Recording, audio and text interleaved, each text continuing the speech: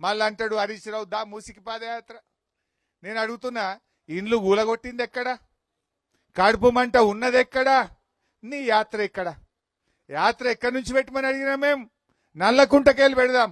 ఎక్కడైతే మూసి ఇండ్లు గూలగొట్టినవో గక్కడికెళ్ళి పాదయాత్ర చేద్దాం రేవంత్ రెడ్డి అంటే, అదేమంటారు చూడు, హెడ్ ఇట్స్ పెట్టి టైల్ కాడ స్టార్ట్ చేసినట్టు తోకకాడికి పోయిండు, గాడికెళ్ళి స్టార్ట్ చేస్తుంటు.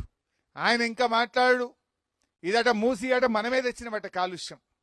ఈ మూసి కాలుష్యం ఏడికెళ్ళి వచ్చింది? ఈ రాష్ట్రాన్ని 50 ఏండ్లు పాలించింది కాంగ్రెస్ పార్టీ కాదా? ఈ రాష్ట్రాన్ని 16 ఏండ్లు పాలించింది తెలుగుదేశం పార్టీ కాదా? నువ్వు ఆ తెలుగుదేశంలోకి వచ్చినావు కదా. 16 ఏండ్లు తెలుగుదేశం, 50 ఏండ్ల కాంగ్రెస్, 66 ఏండ్ల కాంగ్రెస్ తెలుగుదేశం పార్టీల పుణ్యమే ఈ మూసి మురికి. ఈ మూసి మురికికి కారకులు మీరు. దాన్ని బుకాయిస్తాడిన కేసీఆర్ గారు వచ్చినాక 3800 కోట్లు ఖర్చు పెట్టి ఎస్టీపీలు పెట్టి మూసీలోకి శుద్ధి చేసిన నీరు పంపించే ప్రయత్నం చేసిండు. కాళేశ్వరం నీళ్లను 1100 కోట్ల రూపాయలతో కాళేశ్వరం నీళ్లను మూసీకి తేవడానికి ప్రణాళికలు తయారు చేసిండు కేసీఆర్. కానీ గత కాంగ్రెస్ తెలుగుదేశం పార్టీల పుణ్యమే ఈ ఫ్లోరైడు, ఈ మూసి మురికి. కానీ ఇవాళ రేవంత్ రెడ్డి అడబోయి నేనేం మాట్లాడతాడు?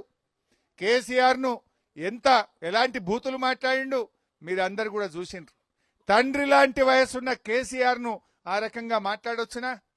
ఈ రేవంత్ రెడ్డి ఎంతసేపు ఆనాడు తెలంగాణ ఉద్యమంలో మన మీద తుపాకులు పెట్టినోడు, ఆంధ్ర బాబుల బ్యాగులు మోసినోడు. కేసీఆర్ విలువ ఈయనకేం తెలుస్తుంది? గంతకు మించి నువ్వేం మాట్లాడతావు? ఇవాళ నల్లగొండ జిల్లా ఫ్లోరైడ్ రూపు మాపిందే కేసీఆర్. ఈ రాష్ట్రంలో ఫ్లోరైడ్ రహిత రాష్ట్రంగా ఈ తెలంగాణను తీర్చిదిద్దిందే కేసీఆర్. ఇవాళ రేవంత్ రెడ్డి పోయి నేనేందో చేస్తున్నా అని మాట్లాడుతుండు. నీ సవాల్కు నేను రెడీ. యాడ ఇండ్లు గూలగొట్టినవో, ఎక్కడ కడుపు మంట ఉన్నదో, మూసి ఎక్కడ ప్రారంభమవుతుందో అక్కడి నుంచి పాదయాత్ర ఇద్దాంపా.